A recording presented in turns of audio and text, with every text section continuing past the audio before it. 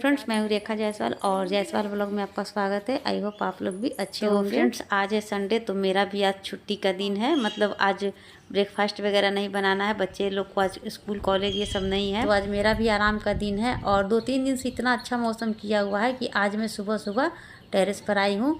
तो पापा जी पहले से ही घूम रहे थे यहाँ पे और साथ में हस्बैंड भी आए थे, ये कभी कभी आते हैं।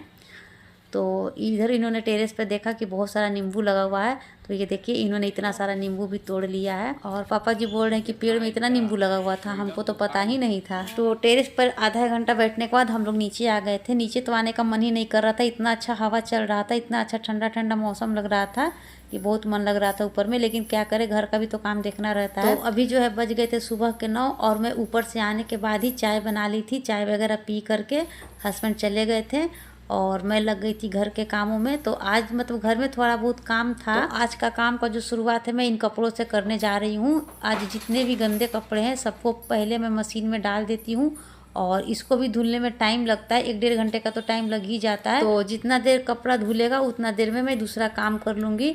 तो चलिए फटाफट से कपड़ों को मशीन में डाल देते हैं। और ये मशीन फुली ऑटोमेटिक है तो हमको बहुत आराम है। तो कपड़ा वगैरह सब एक ही बार डाल देते हैं और पानी का लेवल सेट कर देते हैं। तो क्या होता है कि एक इसी में धुल जाता है, खंगला जाता है और ड्राई भी हो जाता है। और टाइमिंग पता रहता है तो सीधा सीधी मैं उसी टाइम पे आती हूँ और सीधा कपड़ा निकाल करके ले जाती हूँ। तो इससे जो है भाग दौड़ ज़्यादा नहीं करना पड़ता है। तो चलिए अब हमारा कपड़ा खुद ब खुद धुलता रहेगा। तो मशीन में कपड़ा डालने के बाद मैं पूरे घर में लगा ली थी झाड़ू और उसके बाद अब मैं लग गई थी घर को धोने में। तो मुझे पूरा घर नहीं धोना था, सिर्फ जो जिस रूम में मैं रहती हूँ उस रूम में और उसी अटैच पूजा रूम है, तो बस उसी दोनों रूम को धोना था। क्योंकि इन दोनों रूम को धोऊंगी तो अच्छे से पानी निकल जाता है, पीछे साइड में पानी को गिरा देते हैं, पर उधर धोने में थोड़ा सा मतलब दिक्कत होता है। तो मैं फाइनली यहाँ पर जो है पलंग का जो ड्रॉर होता है उसे निकाल दी थी और निकालने के बाद इस तरह से मैं अंदर घुस करके धो रही थी। और पलंग का जो ड्रॉर लगा हुआ है तो उसके कारण जो है मतलब अच्छे से बहारने में नहीं बनता है, मतलब बहरा तो जाता है पर पूरा कचरा नहीं निकलता है। खास करके जो इसका ड्रॉर मैं अभी निकाली हूँ उसका चक्का में इतना सारा बाल अटका हुआ था कि मत पूछिए। और नीचे जब मैं घुसी तो बहुत मतलब झोल लगा हुआ था। तो पानी से धोने से सारा झोल निकल गया और मतलब बाल वगैरह भी बह गया पानी से। तो अच्छे से मैंने पूरे घर को जो है धो दिया है। उसके बाद मैंने पंखा को ऑन करके लगा लिया है पोंछा। तो इस तरह से मतलब घर जल्दी सूख जाएगा।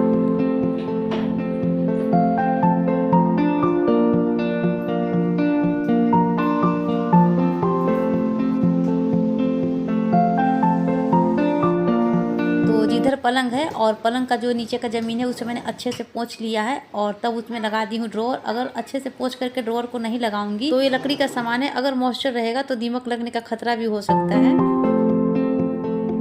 तो पलंग के साइड का सफाई हो चुका था। अब मैं आ गई थी वार्डरोब के ड्रॉर को निकाल करके सफाई करने। इसके अंदर भी काफ़ी मतलब गंदगी अटका हुआ था, काफ़ी दिनों से इसकी भी सफाई नहीं हुई थी। मतलब बाहर से तो झाड़ू लग जाता है पर अंदर से लगाने में प्रॉब्लम होता है। तो जब भी मैं ड्रॉर को खोलती थी तो मतलब अजीब अजीब आवाज़ होता था और मतलब ये फंसता था। तो ये वाला ड्रॉर मुझसे नहीं निकलता है क्योंकि ये चैनल पर है, तो इसे मेरा बेटा निकाल दिया था। जब मैं पलंग वाला ड्रॉर लगा रही थी उसी टाइम ये निकाल दिया था। तो ये देखिए कितना गंदा निकला है। तो इसके अंदर की सफाई मैंने हाथों से ही कर ली क्योंकि पोछा में जो धागा होता है चैनल में अटक जाएगा, इसलिए मैंने हाथों से किया। तो फाइनली मैंने वार्डरोब के नीचे भी अच्छे से साफ सफाई कर दी और उसके बाद उसमें उसके ड्रॉर को भी सेट कर दिया। अब जो है फटाफट से पूरे घर में लगा लेते हैं पोछा, क्योंकि उस समय मैं आधे रूम में ही पोछा लगाई थी। तो अब जो है साफ सफाई का काम पूरा हो चुका है। तो पूरे घर में अच्छे से पोछा लगाने के बाद सामान को सेट करने के बाद मैं नहाने चली जाऊंगी।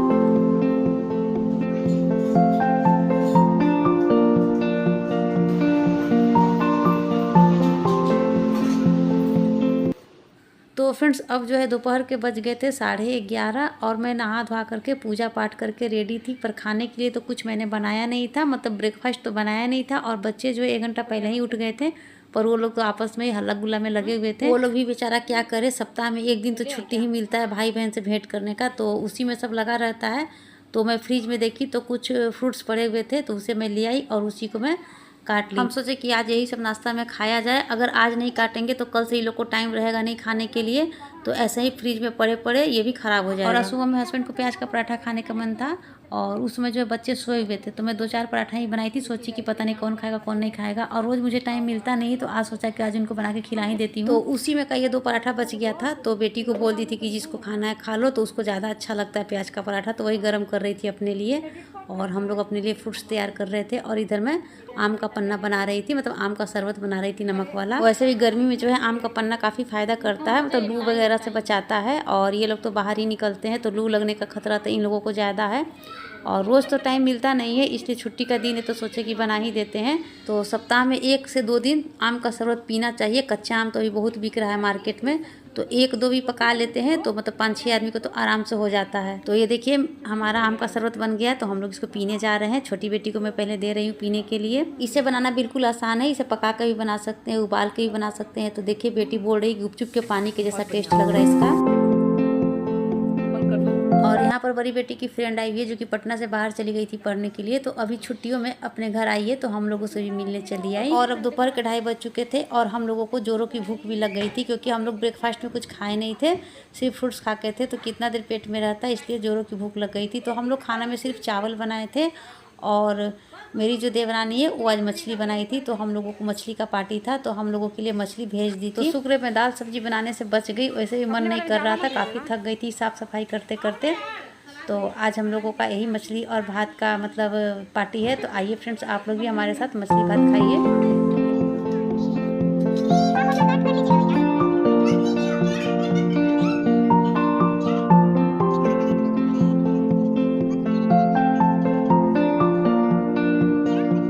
और ये देखिए आज हमारे घर में कौन आया है, ये है कबूतर का बच्चा, जो कि आज करीब 11 बजे सीढ़ी पे गिरा हुआ था। इसको शायद चोट लग गया था, इसीलिए सीढ़ी पे गिरा हुआ था और ये उड़ नहीं पा रहा था। तो हमारे पास पिंजरा था नहीं, तो बेटा मेरा क्या किया कि ये छोटा सा कार्टून था, इसी में इसको रख दिया और पका हुआ चावल और पानी इसको दे दिए। तो अभी हम लोग खोल के देख रहे हैं तो कुछ भी नहीं खाया है। और पहले तो बहुत घबराया हुआ था, अभी तो ये थोड़ा नॉर्मल हो गया है और हाथ पर भी इस तरह से चढ़ गया है। देखिए उस समय पकड़ रही थी तो ये कोने में दुबक जा रहा था, तो अब थोड़ा नॉर्मल हो गया है। तो सब बोल रहे हैं कि इसको जा करके छत पे रख देने के लिए, उड़ जाएगा। अच्छा भी नहीं लगता है चिड़िया को कैद करके रखना। तो चलिए इसे छत पे लेके चलते हैं, देखते हैं क्या होता है, उड़ता है कि नहीं।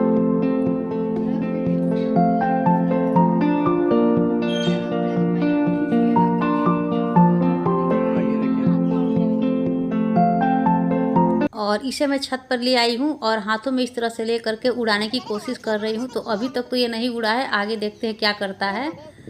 तो ये देखिए मैं हाथों से इसको धक्का दे रही हूँ पर ये उड़ नहीं रहा है। तो इसे मैं ज़मीन पे रख के देखती हूँ क्या होता है।